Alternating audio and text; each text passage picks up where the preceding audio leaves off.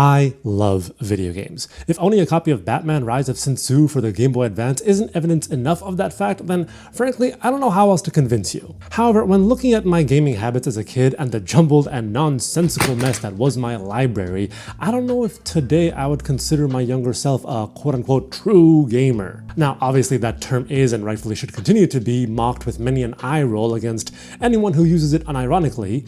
Video games are video games, and anyone who plays them, whether that's Ninja Gaiden or Fruit Ninja, has the dishonor of calling themselves a gamer. That being said, it was something that I would think about once I got back into video games a little over a decade ago after a bit of a hiatus from the hobby. This notion that I simply didn't know enough about this medium that I'd fallen back in love with. That in order for me to be accepted into the community, I needed to be well versed in video game history.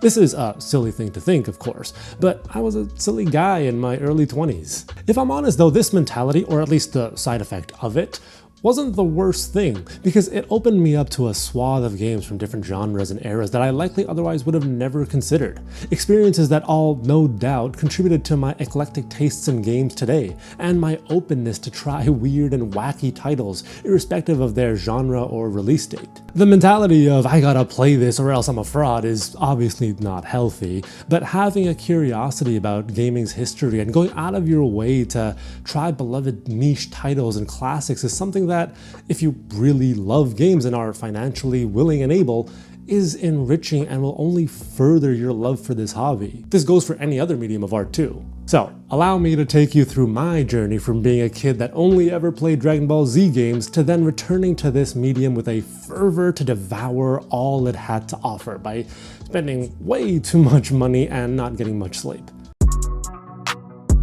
So if I'm, as the kids today say, keeping it a band, I only started playing video games because of Dragon Ball Z.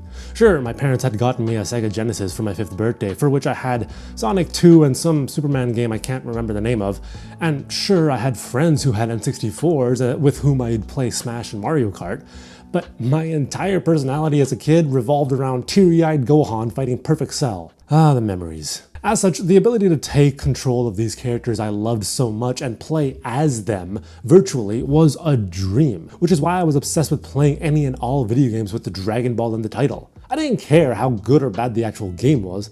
If it was Dragon Ball, I played it. This would take me on a journey through a few decent games like the Legacy of Goku series and Hyper Dimension, and outright terrible titles like Ultimate Battle 22 for the PS1, with my journey peaking with the Budokai and Budokai Tenkaichi series for the PS2 and Wii. I still remember staying up late at night, endlessly browsing on my dad's computer, researching about Budokai 3 as I eagerly awaited the game's release, pixel peeping every screenshot and being blown away by the game's graphics. That's how I judge an upcoming console's power, by the way, by seeing how much better the graphics were on a Dragon Ball game. Now, for as obsessed as I was about Dragon Ball, it wasn't the only game I was playing on my PS2, aka the first console that I actually started to have a proper library. I had other games, I just never played much of them.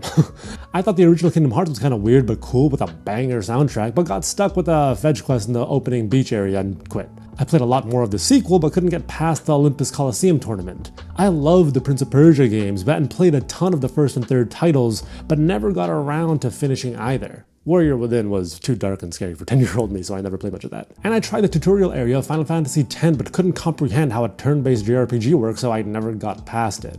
I also had Dog's Life. Make of that what you will. I could go on, but the prevailing thread is that video games, unless they had a gaggle of spiky-haired anime dudes shooting laser beams from their palms, often didn't keep my attention as a kid. I also didn't know much about the industry at large and didn't keep up with news feeds on GameSpot and IGN. Though I had a PS2, I didn't know about Shadow of the Colossus, Metal Gear Solid, Devil May Cry, or God of War. It didn't matter though, because it would only be a couple of years later that I would dive into what I still consider to be the greatest generation in gaming. The 7th generation of consoles was something special. The Wii, Xbox 360, and PlayStation 3 will always have special places in my heart, as each of them, the Wii and 360 in particular, are responsible for some of my most cherished gaming memories. From playing Wii Sports with the family crowded around the living room to staying up all night with the boys playing through the entirety of Halo 3's campaign, this was a great time for teenage me. I'd gotten a little out of my Toriyama comfort zone as well, trying out the smattering of edgy, iconically brown and yellow action games that made up so much of this era of video games. From years of of War to Modern Warfare to Assassin's Creed to Red Dead Redemption, I was finally playing different types of games. Even if I still wasn't finishing many of them, mostly because I was living in Bangladesh at the time and all of my games were $2 bootlegs, so I could afford to keep buying random games and just never playing much of them. I at least gave them a solid college try. The Wii in particular quickly became my favorite console with some of my favorite games like Super Mario Galaxy, Twilight Princess, and Dragon Ball Z Budokai Tenkaichi 3. What, you thought I stopped playing Dragon Ball games? Oh, you of little faith. This run wouldn't last for too long though, as with senior year approaching and college applications looming heavily on my head, I didn't have much time to play games. I didn't know, however, that this little break would end up being a multiple year-long hiatus from video games as a whole.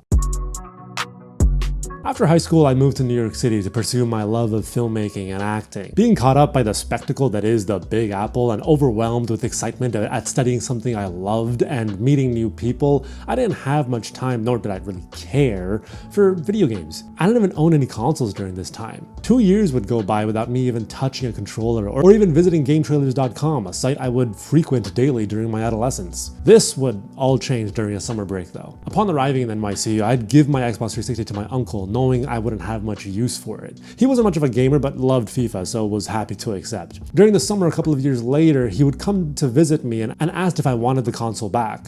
For whatever reason, I said yes.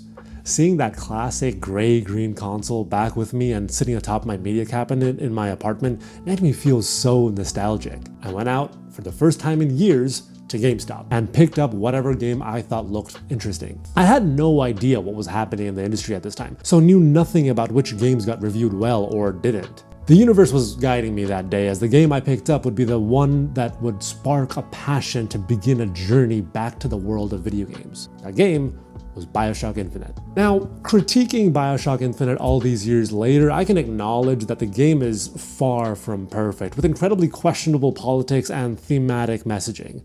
Nevertheless, at the time, playing through that game was like playing a video game for the first time.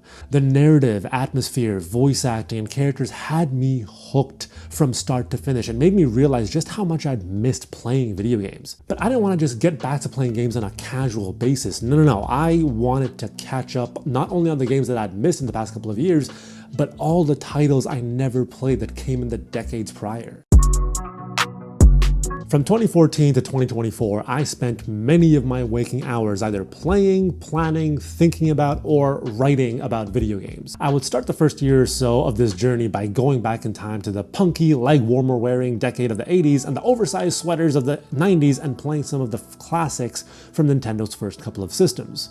Going from playing relatively modern titles to seeing Mario in all of his 8-bit greatness was a little jarring, I won't lie. And if I'm honest, I didn't love my time with some of these NES titles, as so many of them were just brutally difficult. That being said, both Kirby and Mario proved to be a great time, and it was really interesting to see early game design elements and how much they would go on to influence later developers. The SNES would be the generation in which I'd find some of my favorite games that I still have in many of my all-time lists. Games like Super Metroid, Chrono Trigger, Final Fantasy VI, and Link to the Past are all masterfully crafted titles and still hold the test of time. Aside from the 7th generation, I consider the 16-bit era to be one of, if not the greatest in gaming history, and it's no wonder the aesthetic is going through somewhat of a renaissance today with indie developers. Now, going from what I would consider to be one of the greatest generation of gaming to what I consider one of the worst. Let's talk about the 5th generation of consoles, mostly revolving around the N64 and PS1. I'm not gonna sugarcoat it, I don't like this era of video games.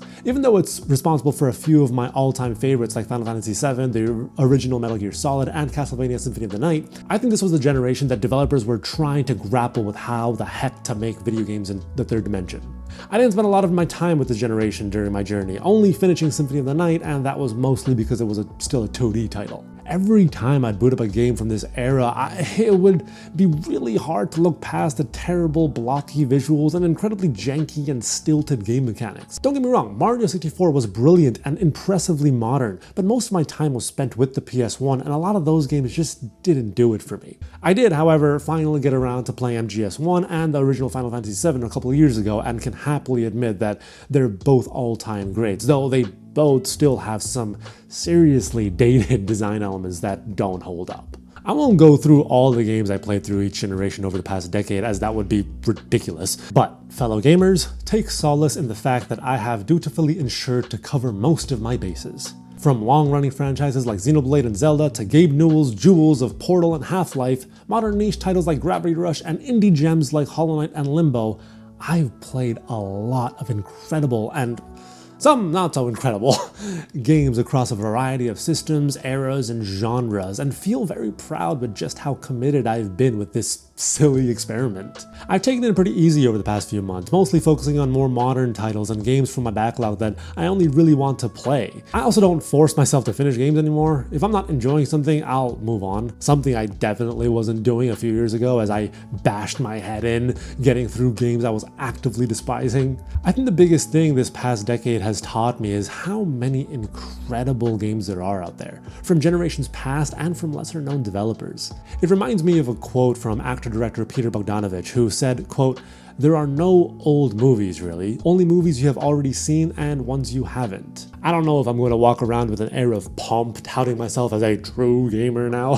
Frankly, I think 10-year-old me playing through Budokai 3 for the umpteenth time is equally deserving of that title. What I would much rather do is, with all the experience this past decade has shown me, reiterate more vehemently the same words from whence I started this video. I love video games. Thank you so much for watching. This video was really fun for me to make, and it was really nice going down memory lane through all my video game history. If you liked the video, be sure to give me a like, and if you want to see more videos like these, follow for more. I also have a show on Instagram called Hardwood History, which is a basketball history show, so if you're interested in that, be sure to follow me there. I also recommend film and television shows every single week in a series I call Pixels Picks, which is on TikTok, so you can follow me over there. Comment below and let me know your history with video games, and if you've ever done something like this to kind of convince other people that you're a true gamer. Yeah, that's it for today, and I will see you next time. Peace.